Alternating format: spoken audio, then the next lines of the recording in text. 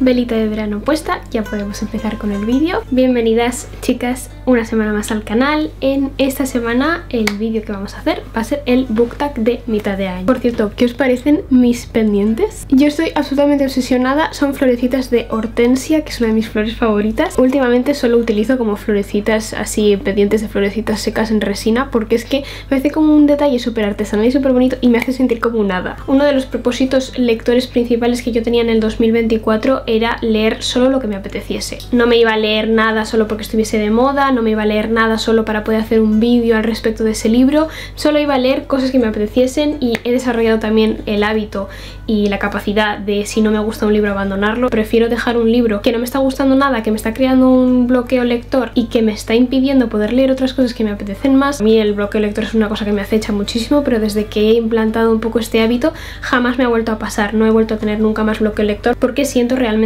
que he hecho muchos avances en cuanto a mi filosofía de lectura y a mi manera de leer, y no sé, la capacidad que he desarrollado como que es algo que me enorgullece bastante, la verdad. Está siendo un año de lecturas increíbles, estoy leyendo libros que me están cambiando la vida literalmente, estoy descubriendo autores que no conocía, estoy descubriendo géneros que no conocía, no sé, estoy descubriendo lecturas maravillosas y estoy muy contenta con cómo está siendo este año. Entonces bueno, vamos allá, vamos a hacer un poco repaso de estas primeras lecturas de esta mitad de año de 2024. La primera pregunta es la mejor lectura de esta primera mitad del año, que es la Biblioteca de los Nuevos Comienzos. Es verdad que tengo ya como una especie de ranking de los libros favoritos de este año, pero este la verdad es que no ha bajado de puesto en ningún momento. He leído otros que me han encantado y que también han entrado un poco en ese ranking de los 3-5 mejores libros de este año, pero la Biblioteca de los Nuevos Comienzos es un libro que me cambió la vida a tantísimos niveles y que fue la primera lectura que hice en el año, me sacó de un bloqueo lector brutal que llevaba yo desde 2023 arrastrando. Entonces fue uno de esos libros que marcó mi 2024. Es una lectura maravillosa, es una oda al final al amor por los libros, al amor por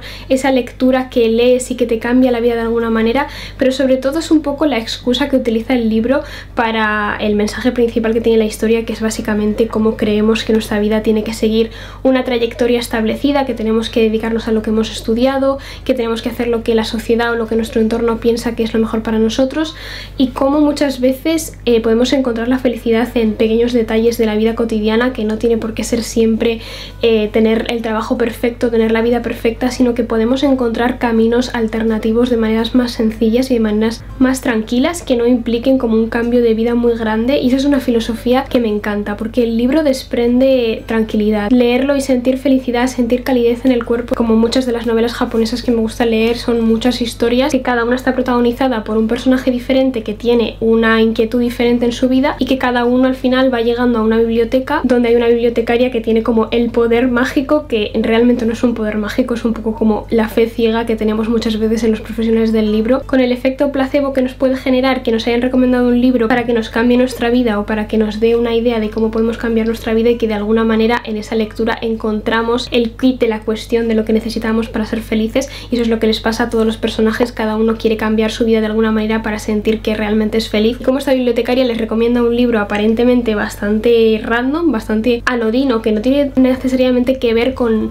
el problema que tienen, pero que de alguna manera ese libro les lleva a encontrar un camino feliz en su vida. Es un libro que me hizo absolutamente feliz, sentí muchísima felicidad cuando estaba leyendo, y es un libro que me ha tocado en un momento muy concreto de mi vida, porque estoy en un momento en el que considero que la felicidad está en otras cosas que no sean solo el trabajo o la vida que llevas de una manera como pautada por la sociedad, que era en Navidad cuando estaba en 2 trabajos a la vez, también llevando el canal de YouTube, como haciendo muchísimas cosas a la vez, pero al mismo tiempo necesitando encontrar pequeños momentos de felicidad en mi vida cotidiana, más allá del trabajo, más allá de la rutina diaria que seguía. De momento sí que está siendo la mejor lectura del año, aunque ya os digo que hay varias que lo igualan un poquito en cuanto a lo que me han gustado, pero bueno, esta yo creo que se lleva el primer puesto sin duda alguna. Después la siguiente pregunta es ¿cuál es la mejor secuela que me he leído? He de decir que yo no suelo leer muchas secuelas, básicamente porque no estoy muy metida en libros que tengan continuaciones. Normalmente todos los libros que leo son autoconclusivos. Si tuviera que decir una secuela, por así decirlo, tal vez diría Diario de una soledad, que no considero que sea realmente una secuela, más bien diría que es La casa junto al mar, el que sería la secuela de Anhelo de raíces, pero esto sería como la única secuela, por así decirlo, que he leído durante el año, porque sí que es verdad que he leído por ejemplo a Las de Hierro, pero todavía no lo he terminado. Es una lectura de esas que me enganchan mucho y me entretiene mucho, entonces la estoy espaciando mucho en el tiempo, entonces no voy a incluir a Las de Hierro aquí porque todavía no me lo he terminado. Y prefiero meter Diario de una soledad básicamente porque tal vez no sea una secuela al uso, pero sí que es verdad que es una segunda historia que tiene el contexto de Anhelo de Raíces, y es un contexto que ya sabéis que a mí me apasiona, que lo tengo muy de cerca, que es un libro muy importante para mí. Y Diario de una soledad me llenó muchísimo porque pude leer esa cara B, esa segunda parte más solitaria, un poco más gris, un poco más oscura de toda esa historia que vemos en Anhelo de Raíces. Entonces me gustó mucho porque son dos caras de la misma moneda. Al final, el poder ver a una mujer que se va a una granja en el campo a restaurar una casa para tener su huerto, su jardín, para crear raíces en un lugar nuevo, en un pueblecito donde hay pocos habitantes, donde está constantemente en conexión con la naturaleza, donde vive ella sola y se puede dedicar simplemente a cuidar su jardín y a escribir. Y ese mundo tan idílico que vemos en Anhelo de Raíces lo vemos también en Diario de una soledad, pero de una manera mucho más realista y mucho más humana, porque da un poco ese aspecto de la soledad que se puede sentir en una casa tan grande, el frío que se puede sentir en invierno, todas esas sensaciones y esos contextos en el mismo mundo que Anhelo de Raíces, pero desde un punto de vista diferente. Bueno, diría que sí que ha sido como la secuela que más me ha gustado de este año. La siguiente pregunta es mejor relectura, y esa la tengo bastante clara. La novela gráfica del Jardín Secreto. Bueno, esta no diría que realmente es una relectura porque es una relectura en otro formato. El Jardín Secreto es uno de mis clásicos favoritos, diría de hecho que es mi clásico favorito, y es un libro muy especial para mí por todo lo que representa, por esa magia que podemos encontrar en la naturaleza. Yo estoy obsesionada con los jardines secretos desde que soy pequeña, y desde que leí El Jardín Secreto es como que afianzó muchísimo más esa obsesión. Pero es que cuando vi esta edición me pareció absolutamente increíble. Los dibujos son preciosos, no ocurren todas las cosas que vemos en El Jardín Secreto en la novela completa, porque al final cuando lo adaptas a una novela gráfica siempre vas a tener que recortar cosas, pero creo que esta novela gráfica en concreto ha cogido como toda la esencia maravillosa que tiene El Jardín Secreto y lo ha sabido trasladar perfecto a la ilustración, a los colores. Entonces me encanta porque es una obra magnífica en la que han cogido todo lo bueno que tiene El Jardín Secreto y lo han convertido no solo en palabras, sino también en imágenes, en sensaciones, en todo lo que puede transmitir al final el cómic, que es como una experiencia muchas veces mucho más sensorial, por ejemplo, que los libros. Y todas esas imágenes que yo me imaginaba cuando leía El Jardín Secreto están aquí, y es una obra que me apasiona totalmente y quiero tener muchísimas más ediciones y muchísimos más cómics y formatos del Jardín Secreto, pero bueno, esta la verdad es que me apasionó y lo disfruté muchísimo, y la verdad es que se ha convertido en uno de mis libros favoritos en cuanto a objeto físico. La siguiente pregunta es lectura más esperada, y esta también la tengo bastante clara, que es Media Alma de Olivia Atwater. Este es uno de los libros que me mandó la editorial Duermevela, que ya os he repetido millones de veces en el canal, que es una de mis editoriales favoritas. Creo que de editoriales de fantasía de España es absolutamente la mejor, sin ninguna duda. Es una de las lecturas más esperadas que tengo este año porque es hadas en la época de la regencia, hadas malvadas y pactos diabólicos con las hadas, y como tu alma al final está atada al mundo de los feéricos y como tienes que salir de ahí, pero todo ambientado en el mundo de la regencia. Bueno, es que hadas en el mundo de la regencia no puede ser mejor premisa para un libro, y tengo muchísimas ganas de leerlo. Va a ser lectura veraniega 100%, lo voy a leer en agosto, voy a hacer lectura conjunta con mi amiga Natalia. Muy ilusionada con esta lectura porque es como todo lo que me apetece hacer, que es leer con una amiga y aparte leer sobre un tema que nos apasiona a las dos, poder leer sobre el salseo y comentarlo después, es algo que me apetece muchísimo. Y por supuesto, como siempre, Duermevela nunca defrauda. Esta es de las portadas más increíbles que he visto este año, y junto con el libro me vino el carnet de baile de Dora, el carnet de baile de la protagonista, que es un detalle que me parece maravilloso, y este es el tipo de detalles que hace Duermevela que las diferencia de todo el resto de editoriales, porque te pone detallitos, no solo meterte un marcapáginas o solo meterte, yo que sé, un póster de la portada, sino este tipo de detalles que te hacen como introducirte mucho más en la historia y sentirte mucho más conectada con la protagonista. Y no sé, tener el carnet de baile de Dora, la verdad es que aparte de que es increíblemente precioso, es que me hace sentirme en la historia, me hace muy feliz. La siguiente pregunta que tenemos es mayor decepción, y tristemente esta sí que la tengo bastante clara, pero como ya os he dicho, es una de esas decepciones que me hacen simplemente aprender. en mi modo de lectura, que me hace darme cuenta de que soy capaz de abandonar un libro si no me gusta y que no pasa absolutamente nada, que hay millones de trillones de lecturas que tengo pendientes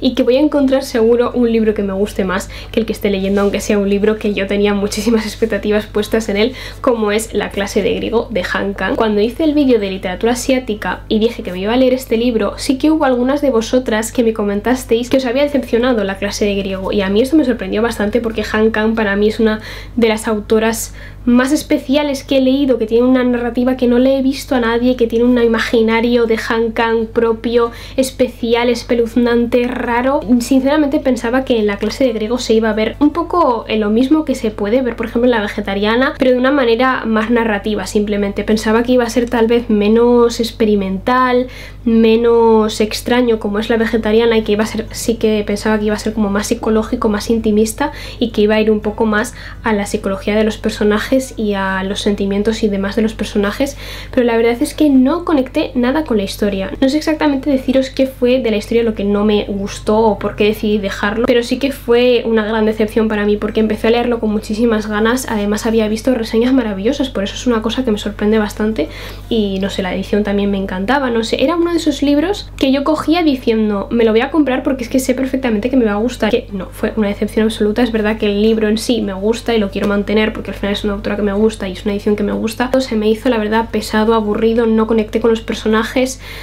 sentía que había como muchos párrafos en los que me desconectaba totalmente de la historia, así que decidí dejarlo. Pero como os digo, para mí fue un aprendizaje, porque este tipo de libros, yo siempre siento que si un libro es literario me tiene que gustar. Yo no pienso para nada que la literatura literaria sea mejor que la literatura comercial, ni muchísimo menos, o que la literatura de evasión o que la literatura de género, ni nada así, o sea, para nada pienso eso. Pero sí que es cierto que tengo como un inconsciente dentro de mí que me dice que si un libro es literario tengo que saber apreciarlo. Pues como persona que al final ha estudiado letras y que ha estudiado la literatura durante muchísimos años, siento que cuando un libro es literario tengo que saber apreciarlo y tengo que encontrarle el valor literario, ¿no? Y es cierto que yo pienso que Han Kang es una escritora maravillosa y que este libro no me parece que sea malo, evidentemente, pero sí que es cierto que ese super yo que me dice que si un libro literario me tiene que gustar es un poco lo que me ha impedido durante muchos años dejar libros. Entonces sí que es verdad que me costó un poco decir no, no voy a dejar porque realmente no me está gustando, pero para mí fue, ya os digo, pues un pasito para adelante poder decir he abandonado este libro, aunque es un libro que canónicamente tendría que gustarme. Yo poder coger este libro, leerlo, que me estuviese pareciendo aburrido y decir lo voy a dejar porque tengo un mogollón de libros que quiero leerme, me pareció un logro para mí en mi manera de leer. Entonces por eso estoy contenta y lo he quitado de la lista. Ahora ya directamente no está en mis pendientes, simplemente no lo leí y punto, y no pasa nada, y a la siguiente y ya está. Entonces sí, la verdad, un poco decepcionante, pero ya habrá más que me gustaron de Han Kang, así que no pasa nada. Luego está la mayor sorpresa. Yo os hablé de este libro en uno de los vídeos que subí hace poquito, que es La criadora de Malvas. Este fue una gran sorpresa, un gran descubrimiento para mí, porque sinceramente no pensé que me fuese a gustar tanto. Es verdad que yo no suelo consumir muchísima literatura romántica, a no ser que el libro me llame especialmente la atención por algo concreto que tenga el libro, las vibes que dé o alguna cosa así, que fue lo que me pasó con La criadora de Malvas. Es uno de mis libros favoritos de literatura romántica, no solo por la historia, que me parece que es una historia bastante bien construida y que me mantuvo súper enganchada desde principio al fin, sino que tiene una estética que me apasiona. La ambientación de ese libro es absolutamente increíble, que tiene mucha energía celta, que al final se ambienta todo en un pueblito de la Bretaña francesa, que es una ambientación que me encanta, como una ambientación muy rural, de pueblitos medievales, y este pueblo en concreto pues es un pueblo que tiene bosque, tiene mar, entonces tiene todo el rato como una ambientación muy rural, muy de naturaleza. Los personajes también desprenden como una energía muy luminosa y tiene un diseño de personajes que me apasionó, porque cada uno tiene sus propias pasiones, cada uno tiene su propio pasado, y creo que están muy bien construidos, y la manera en la que se complementan estos dos personajes es absolutamente increíble. Andar descalza por el bosque es lo que me desprende a mí La criadora de Malvas. El personaje principal, Odette, vende manualidades en el mercado, hace manualidades con madera, hace manualidades con flores secas, y la manera en la que contagia esa luminosidad a todos los personajes que hay en el libro es increíble. Así que sí, era un género que normalmente yo no consumo mucho, y en un unos clichés un poco que no me suelen llamar mucho la atención dentro de la literatura, pero aún así fue una historia que me llamó muchísimo la atención y que disfruté como una niña pequeña. La siguiente es autor o autora favorito, y para sorpresa de nadie, obviamente voy a decir May Serton. May Serton obviamente este año es la autora favoritísima. Por fin he completado un poco más la colección de Gallonero de May Serton. Me falta todavía el de Diario a los 70, que todavía no lo tengo, pero bueno, primero tengo que terminar los que tengo pendientes aquí. Cada vez que leo un libro suyo me descubre un mundo increíble que no me habría podido imaginar. Descubro formas de utilizar el lenguaje que no me caben en la cabeza. Es increíble la pluma que tiene esta autora y cómo transmite toda esa sensación de literatura, soledad, encontrarse una misma, conexión con la naturaleza, conexión con la escritura, encontrar el espíritu de la naturaleza invadiéndote en tu propio cuerpo. Todo eso es como May Serton para mí, y son metáforas increíbles, poesía hecha diarios. Al final la manera en la que son todo prácticamente diarios y autobiografías, donde ella va contando un poco sus historias, sus anécdotas, las casas en las que vive, cómo cuida de su jardín. Es una literatura sencilla, es una literatura, el fijarse en los pequeños detalles, el ser consciente de lo que nos rodea. El año pasado ya sabéis que Anhelo de Raíces fue el top de todos los libros que me leí. Este libro es absolutamente increíble. Si no lo habéis leído todavía, Anhelo de Raíces para mí es el mejor libro que tiene May Serton, y sin duda alguna, si tuviese que decidir uno para empezar con May, elegiría Anhelo de Raíces porque es su obra maestra. Y este año la he retomado un poco para leer El Diario de una Soledad y El Señor Peludo, y este año, lo que queda del año, también voy a terminar de leerla con La Casa junto al mar, que ya es como la guinda del pastel, lo que me queda terminar de May, que es como la casa de después de Anhelo de Raíces, y que siento que va a tener como toda esa esencia y toda esa nostalgia de Anhelo de Raíces, y que lo voy a disfrutar muchísimo. Así que sí, sin duda alguna autora favorita, mi May. La siguiente pregunta es crush ficticio, y yo la verdad no sabría deciros cuál es mi crush ficticio. No suelo tener crushes ficticios, así como sí tengo muchos personajes favoritos que suelen ser siempre personajes femeninos, la verdad. Pero la verdad es que crushes, no suelo tener crushes en los libros. Si tuviese que elegir un crush ficticio, probablemente diría Gael, de La Criadora de Malvas, porque es así como el único personaje que me llama la atención, y es un personaje que me encanta. Me encanta la pasión que tiene por los animales, la pasión que le pone a sus sueños, a conseguir ser feliz en su entorno, a cómo se sale un poco de la norma establecida, la sensibilidad que tiene este personaje. Entonces, si tuviese que decir un crush ficticio, probablemente diría Gael, y si no, pues diría Xaden, como todas, ¿no? Todas tenemos que tener de crush ficticio a Xaden. Personaje favorito de todo el año, aquí sí que no puedo decidirme. Aquí tendría que decir varios, porque evidentemente, como ya os he dicho, Odette, por ejemplo, es uno de los personajes favoritos que he tenido este año. Tengo pensado volver a leerme La Sociedad Secreta de Brujas Rebeldes, entonces sé que cuando me lea ese libro, mi personaje favorito del año va a ser Mika Moon. Obviamente, otra vez voy a decir Alexa de El Fantasma de la Fiesta del Té, que este es un cómic súper cozy, súper tierno, con unos dibujos maravillosos, con una elección de colores pastel súper bonito, del que no se ha hablado todavía mucho en el canal, pero no os preocupéis porque es una de estas nuevas obsesiones que tengo en este año de lecturas. Entonces os voy a hablar muchísimo más del Fantasma de la Fiesta del Té. Se ha convertido en uno de mis cómics favoritos, y Alexa es el fantasma de la historia. Es la historia de nuestra protagonista, que se llama Laura, que es una niña pues que está como pasando un poco a la adolescencia, en ese momento de pubertad, y está también como en ese momento de sentirse un poco sola, como que no tiene amigos, y en una fiesta del té que hace aparece Alexa, que es un fantasma, y las dos se hacen súper amigas y empiezan a ser besties, y es una historia súper divertida sobre una relación de amigas en la que una de ellas es un fantasma. Es que lloras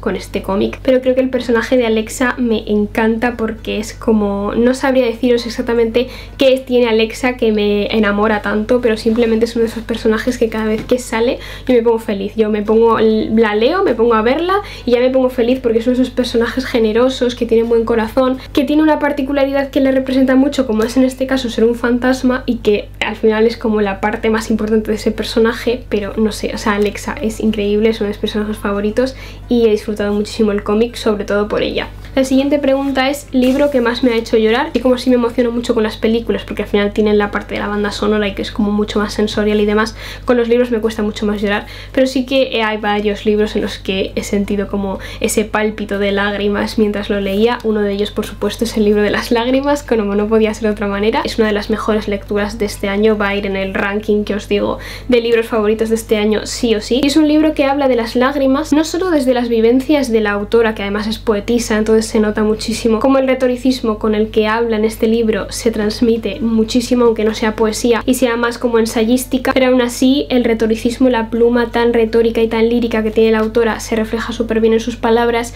y es un libro que no solo trata de las vivencias personales lacrimógenas que ha tenido la autora, que también trata un poco ese tema y es como lo que más hace llorar, sino que también lo intercala un poco con anécdotas o datos curiosos sobre las lágrimas, cómo el llanto ha supuesto un cambio tan importante en la sociedad de hoy en día, cómo podemos ver el llanto, cómo afecta en diferentes sociedades, en diferentes comunidades del mundo. No sé, es muy interesante, tanto por los datos interesantes que da sobre el llanto como por esas vivencias tan intimistas que nos da la autora de su vida. Y luego otro libro con el que también he llorado bastante es La casa en el mar más azul. Este libro tenía muchas ganas de leerlo desde que leí Bajo la puerta de los susurros. He de decir que lloré mucho más con La puerta de los susurros porque es un libro bastante más lacrimógeno que este. Este al final siento que es un libro muy feliz. Es una de las primeras lecturas que he tenido de este verano porque tenía muy claro que quería leerlo en verano. Y es un libro que me ha hecho muy feliz, pero también ha habido ciertos momentos, sobre todo con ciertos personajes, que me han parecido tan tiernos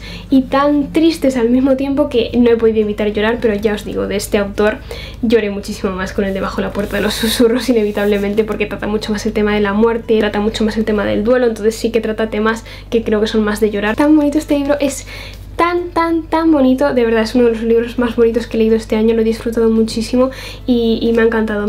pero es verdad que he llorado mucho. Al hilo de lo mismo, libro más bonito que me he leído en lo que llevamos de año podría ser perfectamente La casa en el mar más azul, pero si tuviese que decir otro sí que diría La brujita Hazel, que este es un libro increíble, es un álbum ilustrado de esas que me gustan a mí, que trata sobre seres feéricos, sobre pequeñas criaturas que viven en el bosque y que hacen cosas de humanos. Va tratando un poco de la vida de la brujita Hazel, que es esta brujita de aquí, que vive en una casita en el bosque y tiene de amigos pues a ranas, a duendecillos, a gnomos. Cada capítulo es como una estación, entonces vemos un poco la vida y la rutina de la brujita Hazel, pero en diferentes estaciones. Es un libro infantil al final, pero habla muchísimo sobre la naturaleza, habla muchísimo sobre la amistad, sobre los sentimientos, sobre la soledad. Es un libro precioso con mensajes muy bonitos. Es que todo, los dibujos, los colores, los personajes, las palabras, también está contado de una manera como muy poética, muy típico de cuento infantil, pero contado de una manera metafórica y preciosa. No sé, es uno de los libros más bonitos que he leído en mi vida. Ha sido un regalo al corazón y sí, creo que se lleva el premio al libro más bonito del año de momento.